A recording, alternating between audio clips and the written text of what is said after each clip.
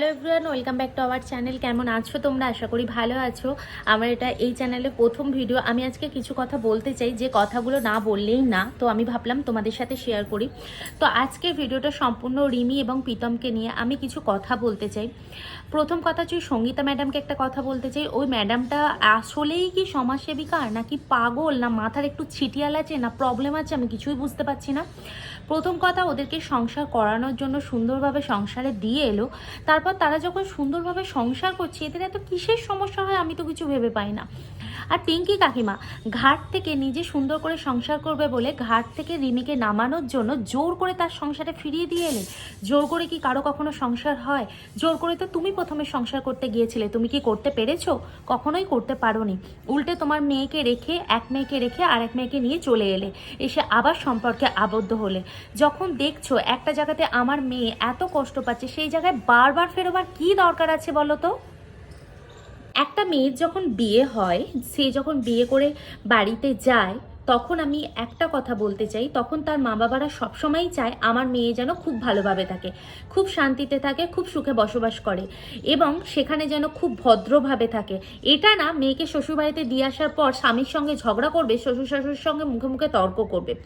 রিমি যে কতটা অভদ্র মেয়ে ছেলে সেটাও কিন্তু আমরা দেখেছি প্রীতমের সঙ্গে যখন মুখে তর্ক করে। মানুষ সবাই বলছে রিমির পাশে আছি, রিমির পাশে আছি।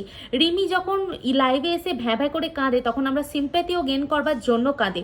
কালকে যখন ওর স্বামী বিষ খেয়েছে, যত যাই হোক স্বামীর কাছে আমি আগে ছুটে যাব, লাইভ অন করে বসে বসে নাটক করব না কমসে কম। হ্যাঁ, দোষ গুণ নিয়েই মানুষ, দোষ আমারও আছে, দোষ প্রীতমেরও আছে। দুজনে মিলে বসে সলভ করবার চেষ্টা করি। সারা রাত ধরে পাগলের উৎপাত করে, আর সকালবেলা গিয়েছিল কোর্টেতে করতে, ডিভোর্স করতে। ডিভোর্স করার যদি তোর অতই শখ ছিল, তুই থেকে গেলি কেন? তুই যদি বলতিস আমি এ বাড়িতে থাকবো না, কারো বাবা সাধ্য ছিল না তোকে এ বাড়িতে রাখবার, কিন্তু তুই এখানে থাকতে চেয়েছিস, তুই থাকতে থেকে সবাইকে জ্বালাতে চেয়েছিস। প্রীতম কথাটা একদিকে খুবই ভালো কথা বলেছে। প্রথমবারে যখন ওখানে ছিলিস 498 দিয়েছিলিস, এবারে না জানি কত না কত কেস দিবি। আসলেই তুই চাস ছেলেটার ভবিষ্যৎটা নিংড়ে খেতে। আর তোর বাপ যেমন তোর মায়ের সঙ্গে বাড়িতে রয়েছে, শ্বশুর বাড়িতে রয়েছে, তেমন তুইও প্রীতমকে চাস নিয়ে তোর বাড়িতে গিয়ে রাখতে, তাই না? সবই নাটক তোর, বুঝি। আসলে কি বলতো, পাগল পাগল তোকে যে সবাই করে না, আসলে তারাই পাগল। এ হচ্ছে একখানা সিয়ানা পাগল, আর যারা তো সাথ দিচ্ছে তারাও আর একটা পাগল। কিছু যদি হয়, আমি আমার মেয়েকে আমার শ্বশুরবাড়িতে দিয়ে এসেছি, ও শ্বশুরবাড়িতে দিয়ে এসেছি, তো মেয়েটাকে যখন ও শ্বশুরবাড়িতে আমি দিয়ে এসেছি, তখন তো আমি চাইবো সে সুন্দরভাবে সংসার করুক। বারবার করে এর নামে ওর নামে তার নামে ভিডিও নামাবার কি দরকার ছিল পিঙ্কি কাকিমা? তুমি তো তাকে সংসারে দিয়ে আসার পর নিজের কাজগুলোই শুধুমাত্র দেখাতে পারতে, কেন নাটক করতে গেলে? তোমাদের টাকার এত বলো, কোথায় ওপরেতে এসি চালাচ্ছ, নিচে এসি চালিয়ে 24 ঘন্টা রয়েছো, তাহলে টাকাটা তোমাদের অভাবটা কিসের বলো তো? তোমার নাকি হোটেল আছে শুনেছি, তারপরও তুমি রেভিনিউ কামানোর জন্য এত উঠো পড়ে লেগেছো। তোমার কাছে তোমার মেয়ের ভবিষ্যৎটা আগে না, তোমার কাছে আগে ছিল তোমার রেভিনিউ কামানোটা। তুমি তোমার মেয়ে বাড়িতে থাকাকালীন তোমার ভিউ কমে গিয়েছিল, তাই ভিউ বাড়ানোর জন্য তুমি প্রীতমের কাছে দিয়ে এসে কন্ট্রোভার্সি করতে চেয়েছিলে, তাই না? এই সুযোগেতেই সঙ্গীতা দিদিভাই মকায় ছক্কা মেরে দিল।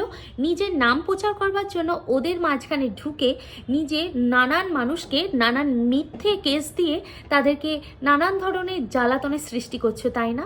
শোনো, তোমরা নিজেদেরকে যতই চালাক মনে করো না কেন, উপরওয়ালা বলে কিন্তু একটা জিনিস থাকে, সে কিন্তু ঠিকই দেখছে, সে কিন্তু ঠিক টাইমে তোমাদেরকে ঠিক টাইমেই মারবে।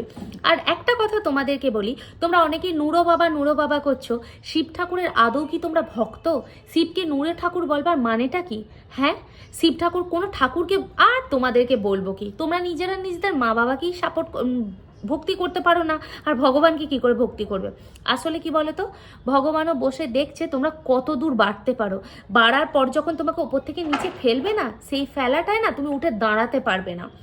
প্রত্যেকটা মানুষের এটা বলাটা উচিত, একটা মানুষ একটা মানুষের সঙ্গে পড়ছে না, একটা মানুষের সঙ্গে একটা মানুষ থাকতে পারছে না, জোর করে তাকে তার বাড়িতে ঢুকিয়ে রেখে আসার মানেটা কি হয়? ডিভোর্স দিয়ে দিক, বাকি রইল তার ছেলে আবার একটা মেয়েকে নিয়ে সর্বনাশ করবে বা কিছু করবে, সেটা তার ফ্যামিলি রয়েছে, তারা বুঝবে। যে ওকে বিয়ে করবে সে বুঝে শুনেই নিশ্চয়ই করবে, সে তো নিশ্চয়ই পাগল হবে না, সে সব কিছু জেনে শুনেই বিয়ে করবে। সে জেনে শুনে যদি বিয়ে করার সঙ্গে থাকতে পারে, থাকুক, সমস্যা কোথায়? এত মানুষের মাথা ব্যথা কিসের আমি ধারণা করতে পারছি না। একটা সুন্দর করে ভিডিও দিলে তাতে সমস্যা ভালোবাসা, কিন্তু যদি কাউকে নিয়ে একটা কথা বলো বা কন্ট্রোভার্সি করো বা বিষ খাওয়াকারি করো, নিজের চরিত্র নিয়ে যদি বিলীন করে দাও, তাহলে সেই ভিডিও তোমার ভাইরাল হবে। বারে বা ইউটিউব, তোমাকেও বলি, হাততালি মারা ছাড়া তোমাকে কোনো উপায় নেই। যারা সুন্দরভাবে ভিডিও করছে তাদের তুমি তুলছো না, যারা বিষ খাচ্ছে, চরিত্র নিয়ে টানাটানি করছে রেভিনিউ কামানোর জন্য, তাদেরকে তুমি বেশ ভাইরাল করে দিচ্ছ। বলো, সত্যি তোমার কোনো জবাব নেই।